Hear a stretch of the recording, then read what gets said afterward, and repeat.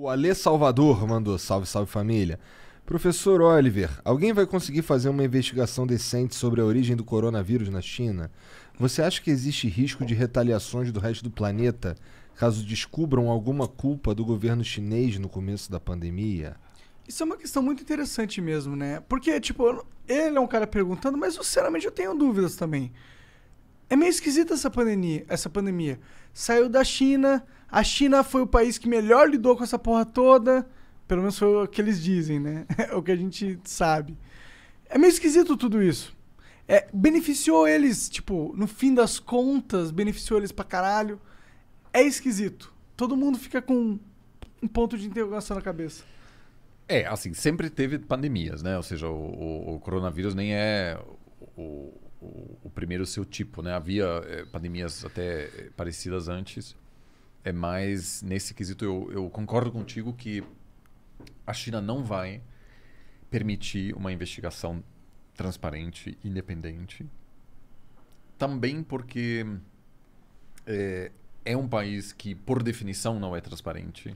Ofende o orgulho chinês. Envolveria abrir, vamos dizer, várias áreas da sua gestão que uma grande potência autoritária simplesmente não vai abrir, né? Eu estava falando aqui de entrevista de história oral com ex-presidentes, da gente ouvir as conversas entre Clinton Verdade. e tal. Isso nunca vai acontecer na China. Que, inclusive, vai limitar a nossa compreensão sobre o mundo. Porque você tem a principal potência do mundo, que jamais libera minutas de reuniões, etc. É totalmente opaca nesse sentido. Como sendo grande potência, a China interpretaria qualquer tentativa de investigar esse assunto, além do que a China já fez, como uma humilhação. Então, não haverá uma investigação. Eu acho que seria bom ter, sem dúvida. Inclusive, Até pra sanar isso, né? não, inclusive para ter mais conhecimento sobre como combater futuras pandemias. Ou seja, tem um interesse genuíno científico. Como aconteceu tudo? De onde Exato. surgiu? Agora, punições não vai ter, simplesmente pelo fato de que a China é tão poderosa que hoje em dia, basicamente nenhum país tem, eu diria, nem os Estados Unidos Tem a pachorra. tem a capacidade de dizer a gente vai punir vocês. Como porque- que você obriga eles a se punirem? Porque é isso que você tem que fazer. Então, inclusive, eu diria assim, hoje em dia tem talvez dois chefes de Estado que ainda topariam encontrar com o Dalai Lama, que compram a briga com a China. Eu acho que talvez o primeiro-ministro da Índia, porque o Dalai Lama está lá, e o presidente dos Estados Unidos.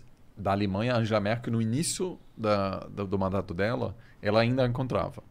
Agora já não, porque vamos dizer, a porcentagem do comércio alemão com a China aumentou tanto que as grandes empresas alemãs estão dizendo, não, por favor, não. Só não. Então, assim, em relação a essa pergunta, não haverá retaliações, mas, infelizmente, a gente também não vai saber mais sobre a origem do que a gente já sabe hoje. É uma pena esse lance deles não abrirem as conversas, de fato, porque, nossa, é um pedação interessante da história da humanidade, né? Mas veja, eles nem só fazem isso pela questão externa. Porque imagina que uma investigação interna descobre que o departamento de saúde na cidade de Wuhan demorou, não sei o quê. Você está dando material aí para, inclusive, desafiar a legitimidade do Partido Comunista. Né? Isso pode ser utilizado por pessoas críticas dentro da China. Então, nenhum governo autoritário do mundo convidaria alguma comissão que não controla, que pode trabalhar livremente, algo que não existe na China. Não existe comissão independente. Porque se descobre que o governo regional, né, cometeu erros gravíssimos, isso poderia ser utilizado para questionar o regime. Sim. Então isso aí Verdade. O, Por isso que a China parece um grande problema, na minha opinião. o maior problema do mundo. Porque, tipo, a essência delas tá toda corrompida, mano. Bom, Ficou rico, mas o cara que manda na máquina toda é meio filha da puta, né? O Estado, né? Não, é que, tipo, eles não são legitimados por uma democracia real, tá ligado? Não é o povo decidindo. É uma galera que controla uma nação de bilhão. E aí, tipo, eles estão correndo o risco de controlar o mundo. O mundo. Controlar É meio o mundo eu bizarro. acho que não, assim, porque você ainda vai ter muitos atores relevantes, né? Tanto que os Estados Unidos nunca chegou a controlar o mundo, né? De certa maneira. Muitas coisas não deram certo. No seu auge, Pô, mas a cultura brasileira é totalmente baseada no americano. Hoje muito da minha vida, primeiro Matrix. Pô, um filme que explodiu minha mente. Toda uma A construção. cultura americana se espalhou de um jeito que só não tá na China. É, exatamente. Tipo, mas tem muita coisa do tipo, a gente criando aqui essa parada. De quem que influenciou a gente? A cultura americana, o Joe Rogan criando lá a parada dele. Entendeu? Então, os Estados Unidos é muito. Culturalmente dominante. isso faz parte da estratégia, inclusive que a China não fará. Nós não vamos, nossos filhos e netos não vão assistir novela chinesa, porque isso não faz parte do, vamos dizer, da estratégia chinesa. A própria Eles querem China ficar rico, professor. rico e também seguro, né? Porque assim, uma coisa que e por isso é tão importante estar lá, vamos dizer, visitar, falar com as pessoas. Como é o mundo visto da China? A China entrou em declínio no século XIX e aí foi humilhado, o que eles chamam de século da humilhação, quando depois das guerras do ópio, eles tiveram que ceder várias cidades a potências imperialistas. Eles tiveram que ceder Hong Kong. Imagina o Brasil tem que ceder porque, enfim, que não quis abrir o mercado para a importação do ópio. Ceder, sei lá, a cidade do Rio de Janeiro para uma outra potência que fica lá por muito tempo. E uma perspectiva de que o mundo lá fora quer enfraquecer a China. E a China precisa se consolidar, precisa ser forte, porque não existe uma aceitação da China ser a principal potência do mundo. E eu acho que ele tem razão.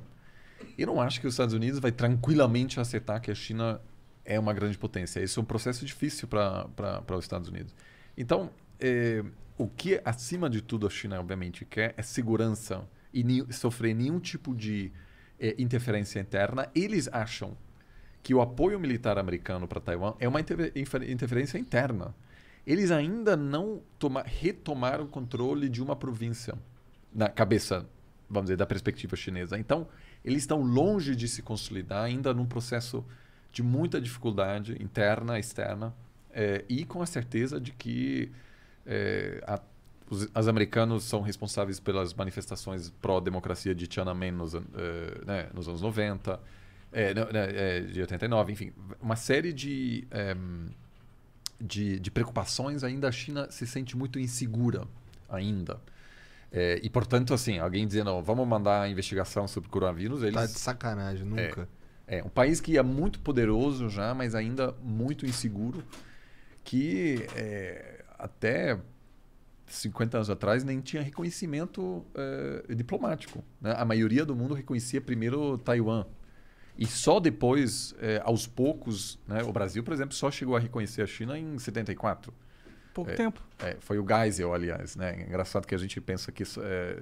Então, esse aí foi pragmático, assim, do ponto de vista da política externa, né? Ele percebeu que o mundo estava mudando e aí estava buscando mais independência das potências tradicionais.